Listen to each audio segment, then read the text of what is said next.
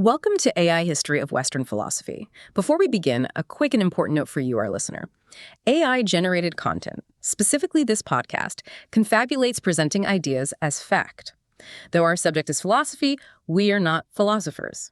AI History of Western Philosophy's mission, beyond pointing you to the original sources, is to experiment with philosophy as material and generate new possibilities for thought. Okay, let's unpack a truly fascinating idea today.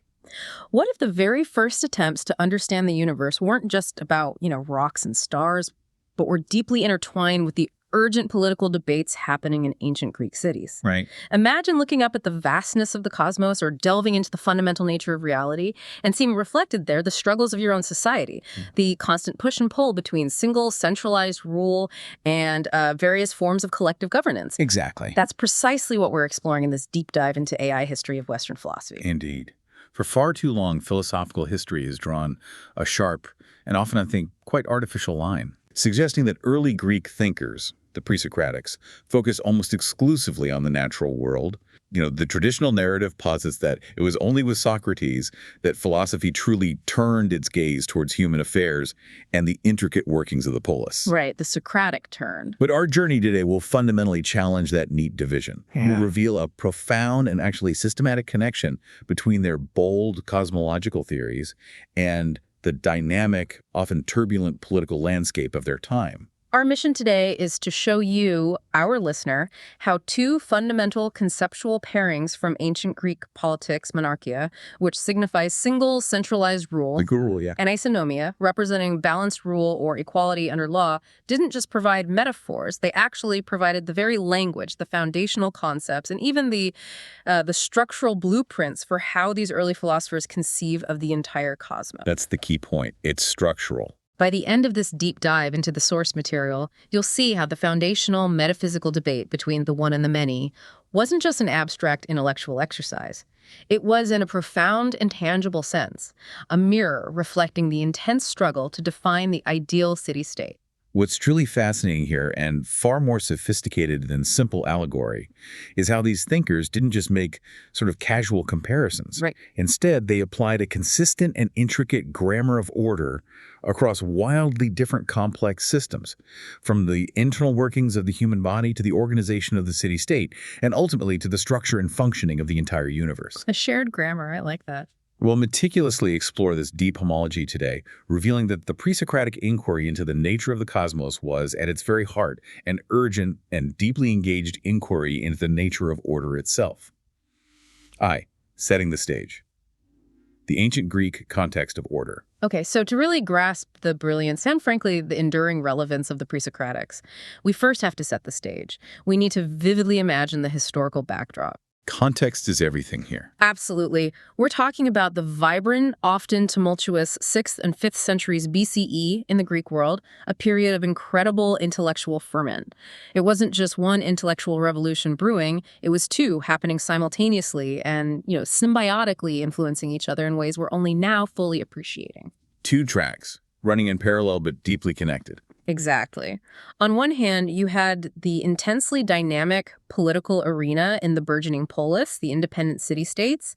These weren't quiet, stable places by any stretch. They were veritable hotbeds of fierce, sometimes violent debates about how society should be governed. Real struggles for power. Totally. Should power be concentrated in one person, like a hereditary king or maybe a charismatic tyrant? Or were there better, newer forms of collective governance taking shape, like what we'd recognize as sort of proto-democratic experiments, pushing for wider participation and shared authority?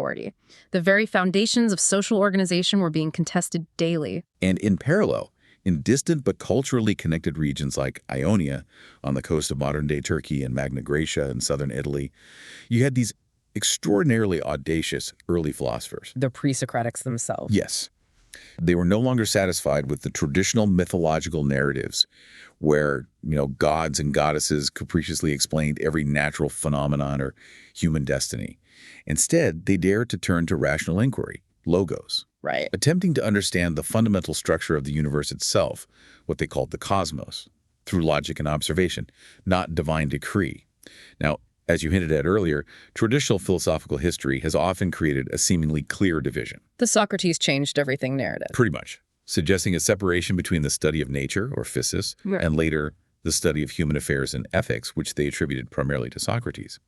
But this deep dive directly challenges that clean, compartmentalized division, arguing that there was a deep, underlying structural and conceptual parallel, a shared intellectual toolkit at play right from the very beginning of Western philosophy. And this brings us to the conceptual bedrock of our entire discussion. We have two key conceptual pairings that act as a kind of bridge, mapping the metaphysical onto the political, thereby creating this shared grammar of order that permeates early Greek thought. So core pairings. First, let's delve into monism and monarchia. In Presocratic philosophy, monism is the principle that asserts a single fundamental entity, substance, or overarching law, what they call the arch, The origin or principle. holds ultimate power and explains all phenomena in the universe. It's not just about what something is made of, it's a profound quest for one singular unifying origin, a foundational principle that doesn't just describe what the universe is, but also how it operates, maintains its structure, and brings forth all its diverse manifestations. It's about ultimate control, in a sense. And its precise political mirror is monarchia. This term comes from the Greek words monos, meaning single, and archein, meaning to rule. Monarchia thus signifies the absolute concentration of power in a single source. Single. Historically, in the 6th and 5th centuries BCE, this wasn't just an abstract concept. People vividly remembered the legendary, often opulent Mycenaean kings who held ultimate, divinely sanctioned authority.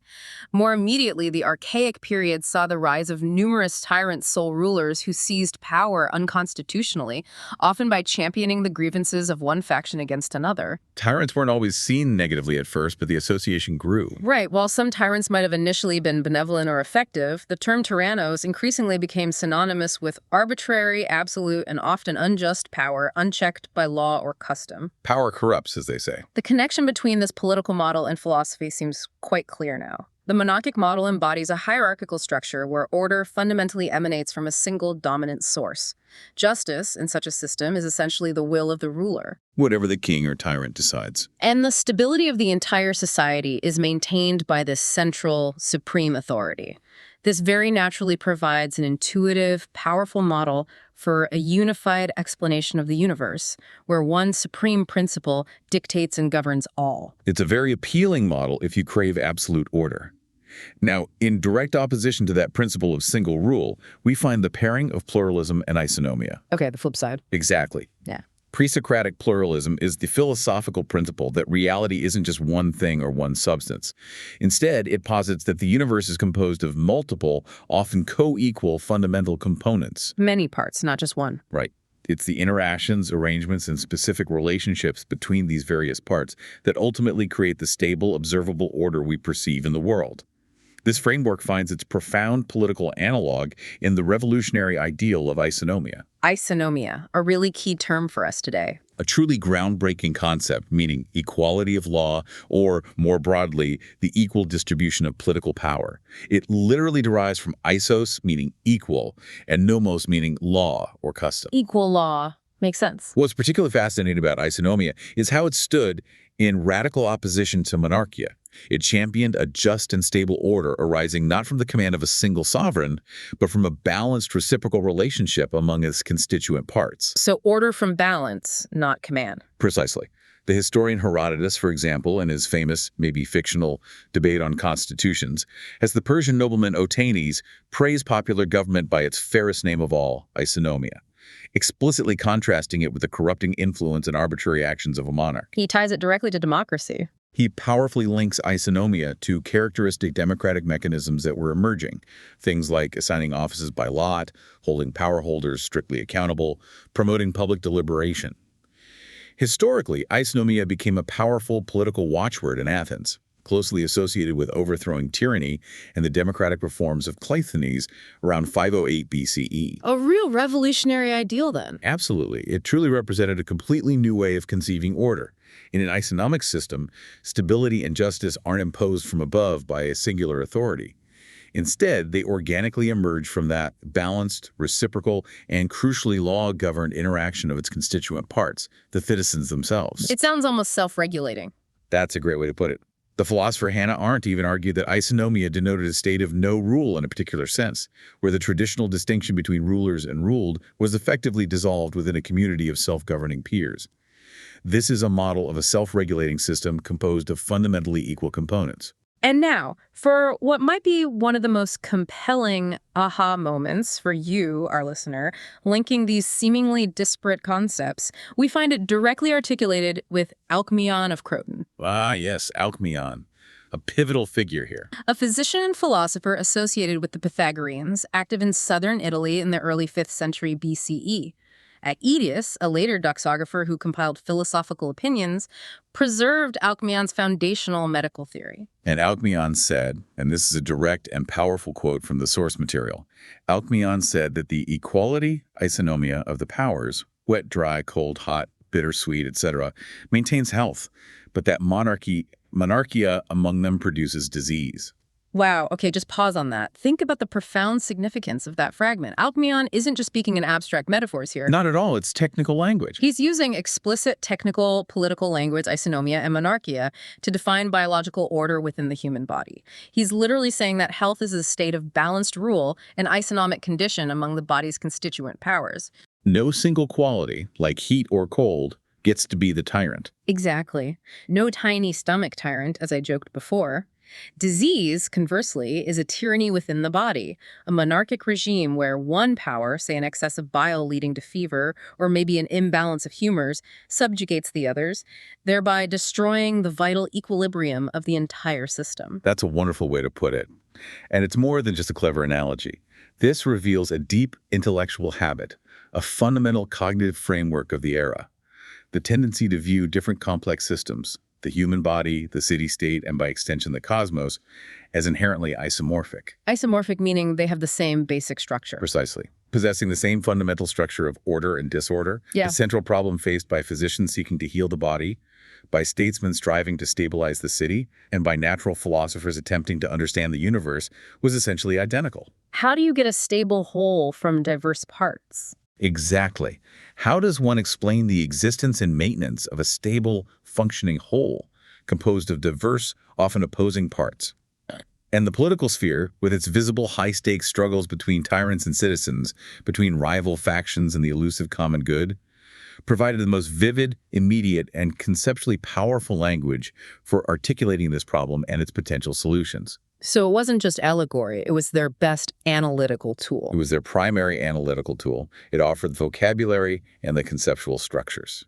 So, given this deeply ingrained habit of thought, when pre-Socratic philosophers looked at the vast universe, it wasn't a sudden, unconnected leap for them to ask, is the universe fundamentally a monarchia or an isonomia? Is it ruled from the top down? Right. Or balanced from within? Right. Is it ruled by a single, all-encompassing principle, or does its order emerge from the balanced interaction of many equal components? This fundamentally reframes the connection. It moves it from a simple literary device to a core methodological approach, where the pressing questions and conceptual tools of political science quite literally provided the primary framework for natural science. 2. The monarchic cosmos. Monist philosophy as a metaphysic of single rule. Now that we've established this foundational link, let's turn our gaze to the earliest pre-Socratic thinkers, specifically the monists. The seekers of the one. Yes, they were all about finding a single underlying principle or substance, that ultimate arch, to explain the staggering diversity and constant change of the world.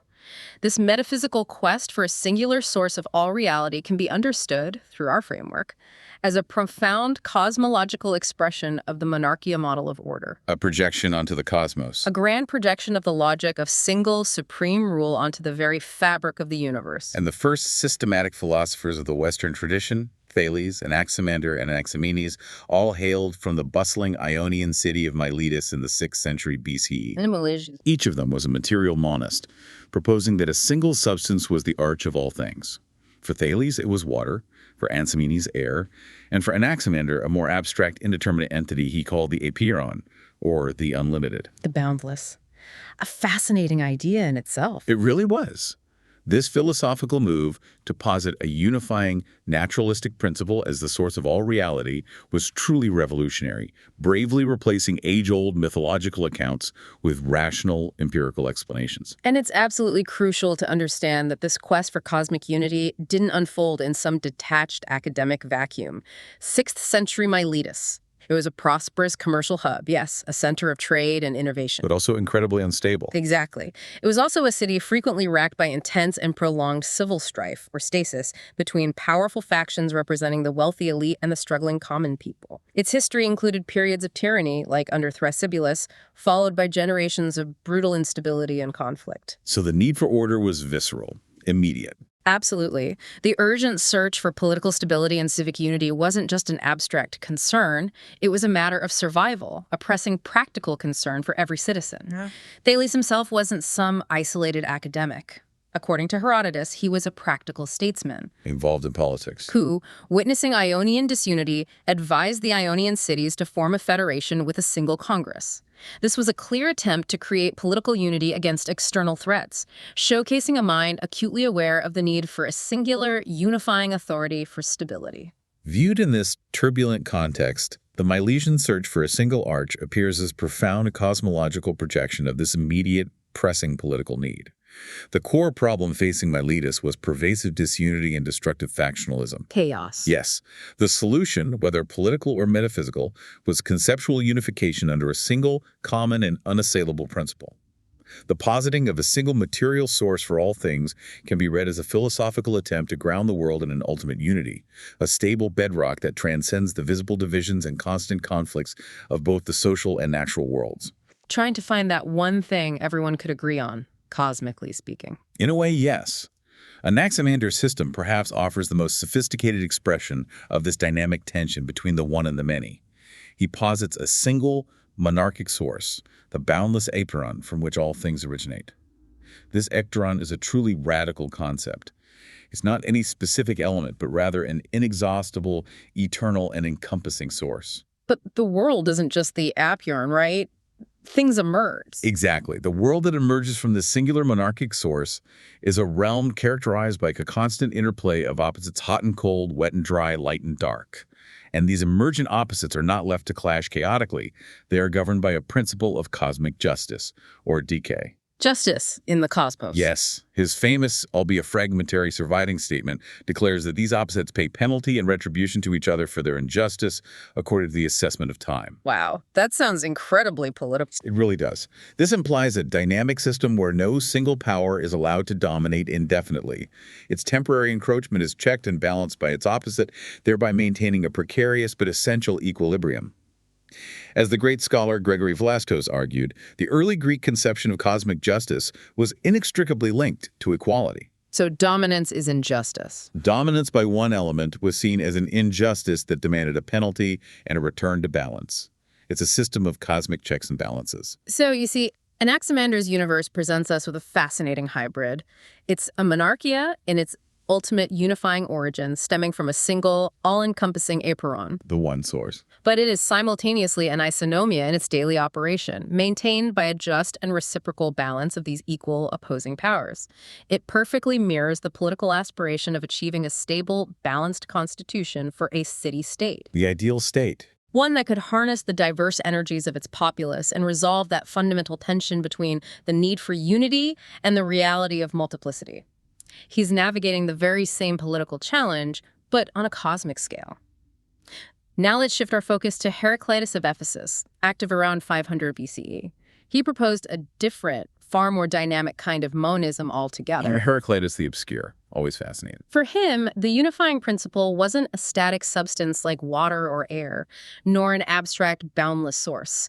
Instead, it was a dynamic, divine, and rational structure that he called the logos. The word reason, the underlying principle. This logos is the universal law, the inherent intelligence that governs a cosmos defined by perpetual change. He famously proclaimed everything flows, pentare, and by the profound unity of opposites. Change is fundamental. For Heraclitus, strife and opposition aren't aberrations or defects in the cosmic order, they are fundamental to it. He famously declared, war is the father of all and king of all, and strife is justice. A universe built on tension.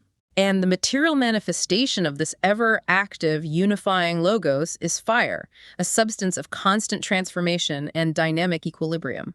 Now, this specific cosmology is, to an astonishing degree, a direct reflection of Heraclitus's explicit and deeply held political convictions. He was an Ephesian aristocrat who harbored a profound, almost visceral disdain for democracy and the common people. He wasn't a fan of the masses, then? Not remotely. He saw them as living in a state of profound ignorance, fundamentally unable to comprehend the very logos that governs their existence and the universe. He famously stated, "Though the logos is common, the many live as if they had a private understanding." They just don't get it. That was his view. They are deaf to the objective truth of the universe. His political elitism is captured even more sharply in the fragment, "One man is as 10,000 for me if he is best." Rule by the best, the Aristoi. Exactly. He famously advised his fellow Ephesians to hang themselves for having banished their most eminent citizen, Hermodorus, an act which starkly showcases his belief that the city should be guided by its wisest and best individuals, not by the fickle and ignorant will of the majority. And you can see precisely how his cosmology is a direct philosophical reflection of those aristocratic sentiments. It's a metaphysical monarchia of reason. A cosmic aristocracy. A single hierarchical principle, the logos, rules the entire universe with absolute authority. But this isn't a tyranny of brute force, it's an aristocracy of wisdom. The law of the cosmos, the logos, is rational and intelligible, but its truth is accessible only to the wise few. The philosophical aristocrats who can hearken to the logos. While everyone else is asleep. The many, in his view, are like sleepers, perpetually living in their own private dream worlds, oblivious to this common objective reality that is ordered by the logos.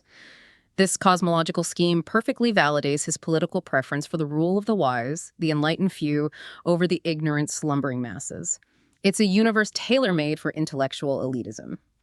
Moving on to an even more extreme and logically rigorous form of monism, we have Parmenides of Elea, active in southern Italy in the early 5th century BCE. Oh, Parmenides, the great challenger. He articulated arguably the most absolute and unyielding version of this idea. He famously rejected the evidence of our senses as utterly deceptive and illusory. Don't trust your eyes or ears. Choosing instead to employ pure deductive reason, his own logos, to argue that reality, what he called what is, must be a single, eternal, unchanging, indivisible, and motionless whole. One solid block of reality. Yeah. No change, no parts. It's mind-bending. What's truly remarkable about Parmenides is how he used pure, unadulterated logic to arrive at this astonishing conclusion.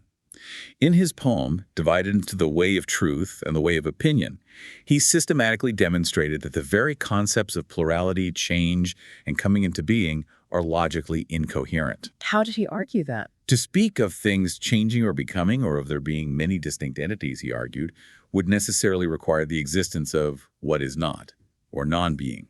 But for Parmenides, non-being is utterly unthinkable and unsayable. It is a logical impossibility. You can't think about what isn't. Okay, that's a tight logical knot. It is. Therefore, the world of the many, the world of constant change and flux described by Heraclitus, is relegated to the way of opinion, a deceptive, inconsistent account for mortals who rely on their faulty senses.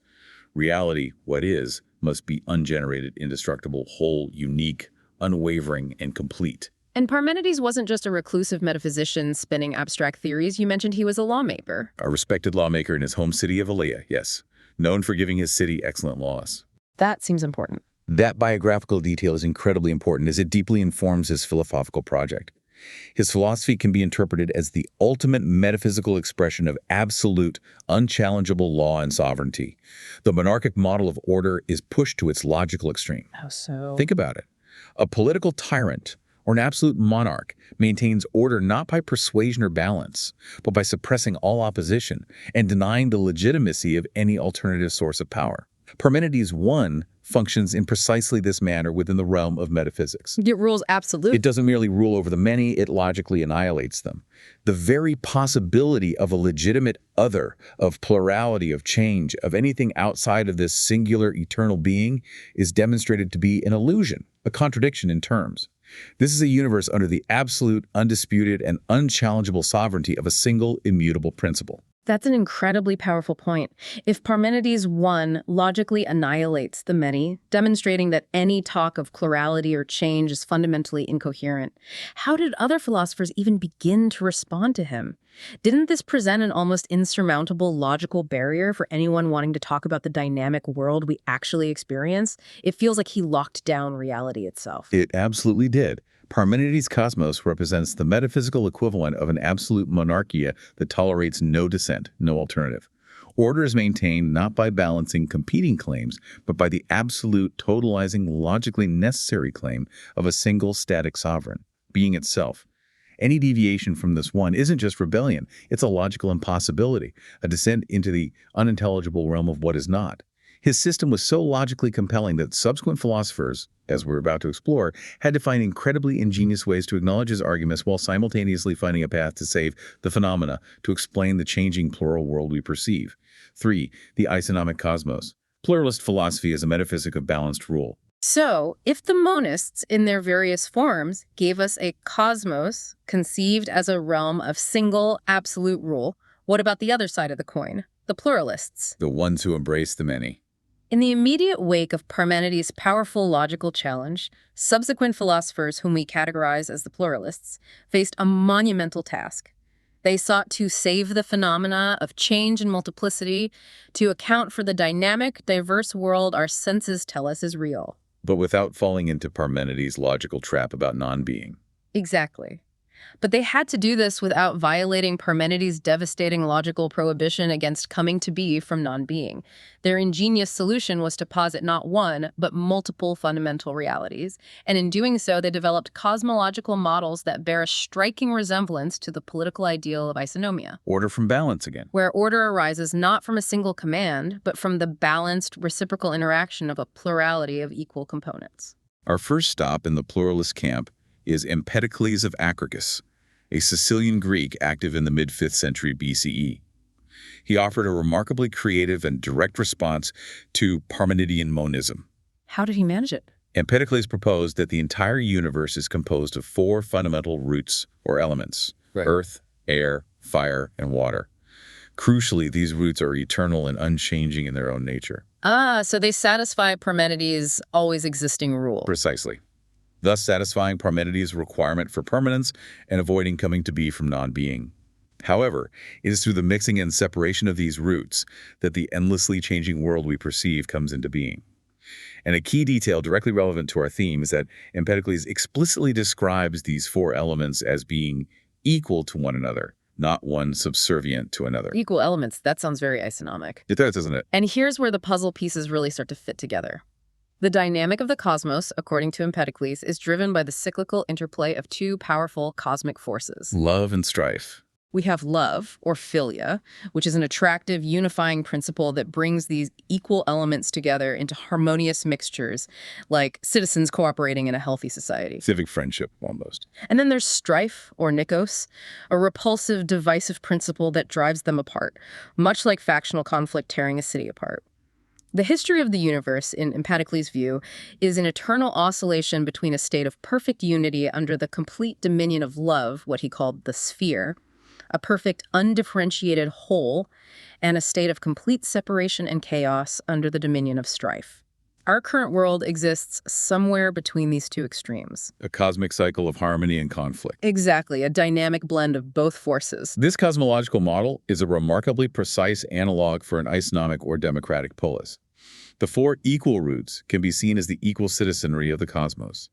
Love, philia, directly represents the force of civic harmony, friendship, and concord that binds the community together. Holding the city together. Fostering cooperation and shared purpose. Strife, nikos, mirrors the destructive force of stasis, the factional conflict and civil discord that constantly threatens to tear the city apart.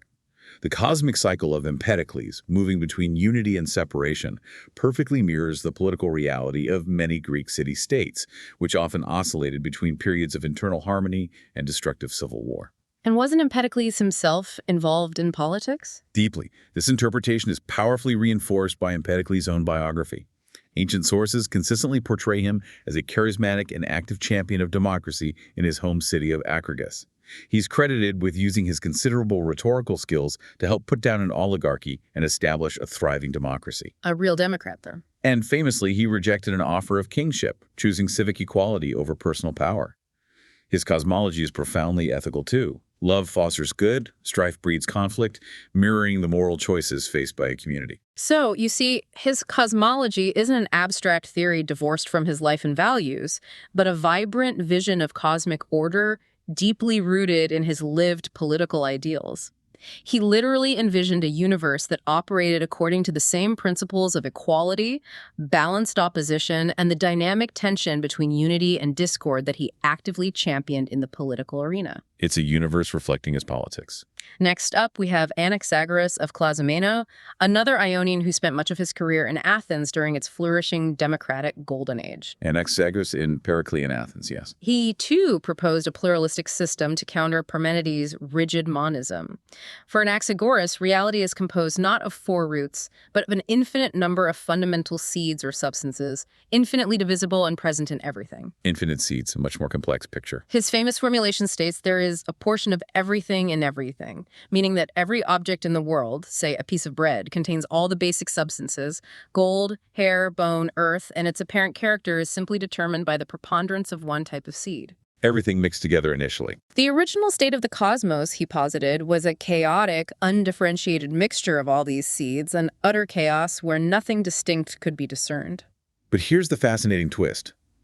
Order is imposed upon this primordial multiplicity by an external, transcendent principle that Anaxagoras called nous, or mind intellect. Nous, Yeah. mind. So not love and strife, but mind. Yes, a different kind of ordering principle. It's crucial to understand that nous isn't a god in the traditional anthropomorphic sense.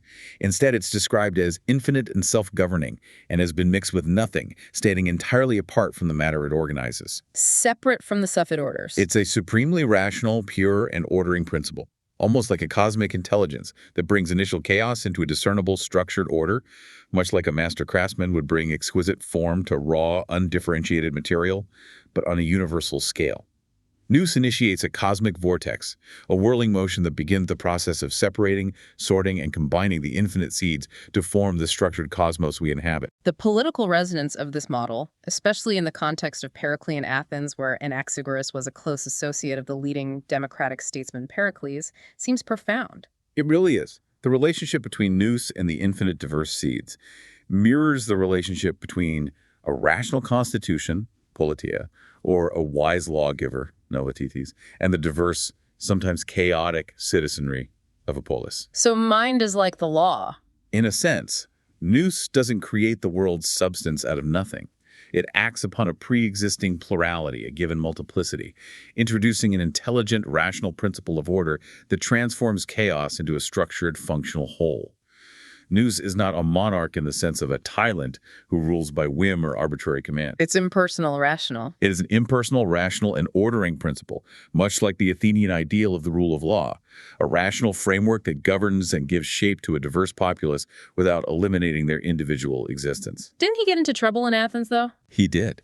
It's fascinating to note that his prosecution for impiety, which ultimately led to his exile from Athens, may well have been politically motivated, targeting him due to his close connection to Pericles and his radical, non-traditional explanations of the heavens, like saying the sun was a hot rock. So Anaxagoras' cosmos is a pluralistic reality, a universe of infinite diversity, given order and coherence by a constitutional intelligence. Exactly. It embodies the powerful idea that a diverse and complex reality can achieve order through rational overarching principles rather than through a singular, absolute command.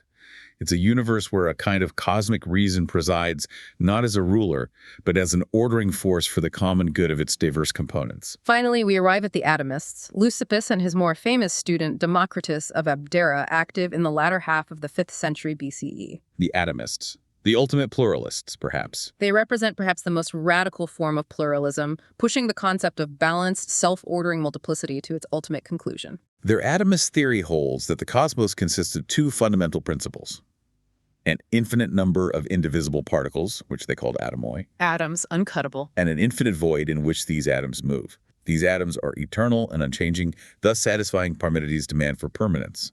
They differ only in shape, size, and arrangement, but they are all made of the same fundamental substance. Okay, so atoms and void, where does the order come from? That's the most significant feature. Unlike Empedocles' love and strife, or Anaxagoras' external necessity, there is no external, transcendent, or personified ordering force whatsoever. No mind, no love, no strife. None. Order arises entirely immanently from the atom's own eternal random motion. They collide, interlock, and separate, not by arbitrary chance, but according to the inescapable laws of necessity, or Ananke. Necessity, like cause and effect. Pretty much. This isn't just about things happening. It's a primitive but powerful concept of natural determinism, implying that given the state of the atoms and void at any moment, the next state is fixed. A purely mechanical universe operating without any overarching design or conscious will guiding it. The principle of like to like is invoked to explain how atoms of similar shapes and sizes tend to cluster together to form perceptible objects. But this is a natural tendency, not an imposed command from above. So what does this all mean for society? How does this reflect politically? This system can be read as a powerful metaphysical model for a radically egalitarian and individualistic society. The infinite, equal atoms of the cosmos are the equal individuals. The infinite void represents the space of freedom in which they can move and interact. A cosmos of free individuals. In a way, this cosmic order isn't from a sovereign ruler or a benevolent legislator, but emerges organically from the interactions of its members, governed only by intrinsic universal laws of necessity that apply equally to all. You can see strong parallels with nascent democratic theory and even later social contract theories. Where society forms from individual interactions. Exactly. Envisioning society as an aggregate formed by the interactions of self-interested yet equally empowered individuals. And Democritus himself, what were his politics? Democritus is reported to have held generally favorable views toward democracy, though with the qualification that rulers should act with benevolence and wisdom. His atomistic cosmos, therefore, provides a physical and philosophical foundation for a world where complex, stable order can arise from the bottom up. Without a king or a central mind. From the self-organizing interactions of its most fundamental components, without the need for a monarchic ruler or an external ordering intelligence. It's a truly self-sufficient, self-regulating universe, mirroring the ideal of a self-governing community. 4. Connecting the dots. Synthesis and critical assessment. What's truly remarkable as we systematically unpack these ideas is how consistent this pattern is across the diverse philosophical landscape of the Presocratics. Let's really look at the big picture now and see how these philosophical schools consistently line up with the political paradigms we've been discussing. It's not just scattered hints. No, the correlation you see is not merely incidental, a few scattered analogies. It is profoundly systematic, revealing a deep structural coherence in their thought. We can indeed systematically walk through these connections again, drawing out the powerful interwoven pattern more explicitly. Think back to Anaximander from Miletus. His cosmology began with a single, boundless arch, the Apeiron. The monarchic origin. Yet it led to a cosmos of balanced opposites governed by decay, cosmic justice. This beautifully mirrors a constitutional monarchy or an early form of balanced government, where a single, legitimate source of authority underpins a system of balanced, reciprocal powers. This directly reflected Miletus's urgent search for a just order amidst constant stasis. Trying to balance the one and the many politically. His system was an attempt to unify without tyrannical imposition, to balance without dissolving the foundational unity. Then there's Heraclitus of Ephesus. His monism centered on a single, dynamic, divine logos that governs a world of flux, but a logos understood only by the wise few. The aristocratic cosmos. This clearly reflects an aristocratic monarchia, where rule is by a single, rational principle that is fundamentally inaccessible to the ignorant masses.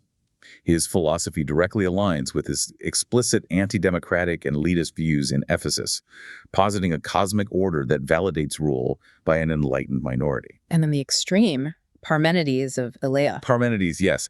His absolute static one is the ultimate monist vision. It represents absolute monarchia, like an unchallengeable, totalizing law that allows no deviation, no opposition, no legitimate other.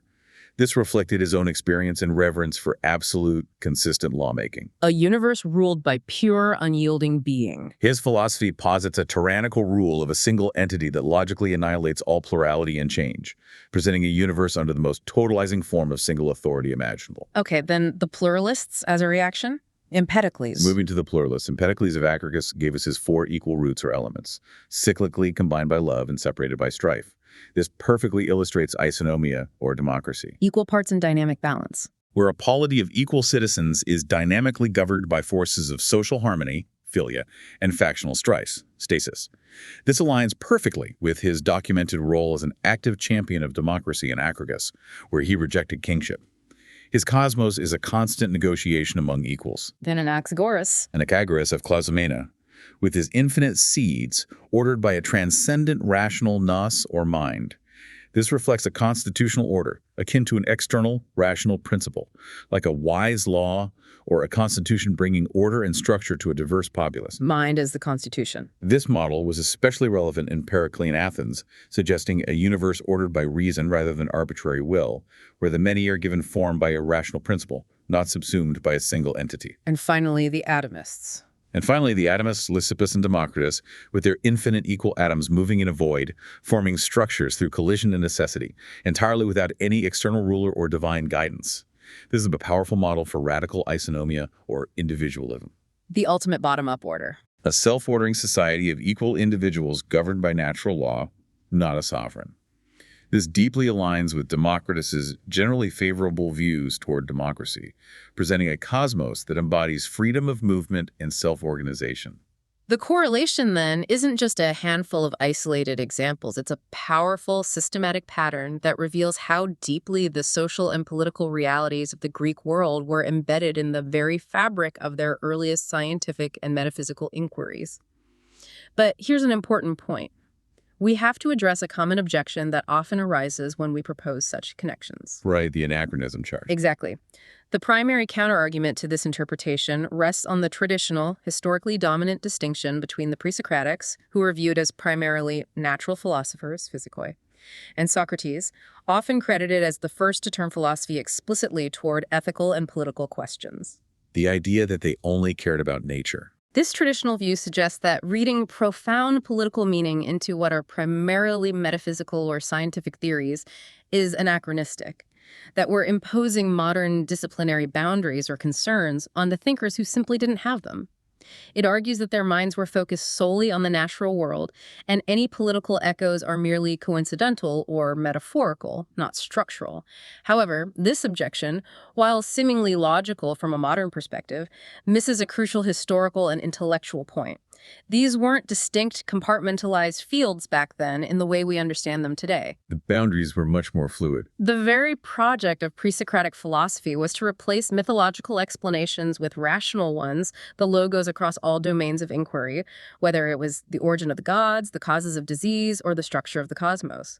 The search for the logos of the cosmos was part of a unified, comprehensive quest to understand order itself, wherever it might be found. They weren't just doing science in a vacuum. Separate from their daily lives or their civic responsibilities, their intellectual toolkit was a holistic one. Precisely. As these revolutionary thinkers began to seek natural, rational principles at work in the world and in human society, the conceptual line between physis, nature or cosmos, universe, and polis, city-state, was necessarily porous and deeply interconnected. The most developed, most debated, and most immediately relevant models of order available to them were political. Politics was where the action was, conceptually speaking. Exactly. Concepts like justice, deco, rule, arch, equality, isonomia, strife, stasis, and harmony, philia, weren't abstract academic terms. They were the lived realities, the urgent challenges, and the everyday language of civic life, forged in the heat of political innovation and conflict. So using them for cosmology was natural. To use these very concepts to explain the universe was not to create a simple, superficial allegory. Rather, it was to apply their most powerful and refined analytical tools, the very intellectual grammar of their era, to the grandest possible subject. The project was unified to find the rational principles of order, whether in the heavens, within the human body, or in the bustling city square. So the analogy isn't just an analogy, it's a method. It is, however, an exceptionally powerful heuristic for understanding the deep structure and underlying assumptions of Presocratic thought. The sheer consistency and systematic alignment across multiple thinkers, often with demonstrably divergent political commitments, is simply too strong to dismiss as mere coincidence. The political models provided the fundamental conceptual architecture, the very lens through which they saw and understood the universal order. Outro. So as we bring this deep dive in AI history of Western philosophy to a close, you can now clearly see how the foundational debate in Western metaphysics, the contest between monism and pluralism regarding the ultimate nature of reality, is undeniably profoundly linked to the foundational debate in Western political thought, the ancient, ongoing struggle between monarchia and isonomia. The evidence we've meticulously explored today demonstrates a correlation that is both significant and systematically present throughout early Greek philosophy. These revolutionary pre-Socratic philosophers, in their urgent quest to rationally account for the universe, didn't invent their powerful models of order in a vacuum. They used what they knew best. They drew directly from the most potent, immediate, and intellectually fertile source of conceptual clarity available to them: the language, the logic, and the lived reality of the political order being forged and contested in the vibrant Greek polis. To quickly recap the two main sides, the monist vision in its various forms consistently reflects the logic of single rule, whether it's the Milesian search for unifying origins amidst civic strife, Heraclitus' dynamic logos accessible only to the wise few, or Parmenides' absolute and unchallengeable one. The cosmos as kingdom or tyranny. Conversely, the pluralist response to this monarchic cosmos is structured by the principles of balanced rule and equality, from Empedocles' four equal elements dynamically mixed by love and strife, to Anaxagoras' infinite seeds ordered by a transcendent, rational nous. The cosmos as democracy or republic. And finally, to the Atomists' vision of countless, equal self-moving particles interacting by necessity. This deep and systematic connection raises an important question for us today.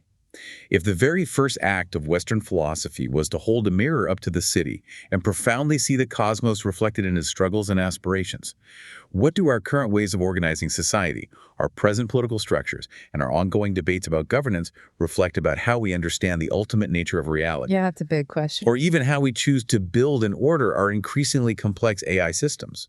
Are we building a monarchia of algorithms or an isonomia of distributed intelligence? Indeed. The question of whether the universe was fundamentally one or many, uniform or diverse, was inseparable from the question of whether a just and stable society was best ruled by a single sovereign power or by a balanced, self-regulating community of equals. And that, for you, is something truly profound to ponder as you look at the stars tonight, or perhaps at the systems that increasingly govern our lives.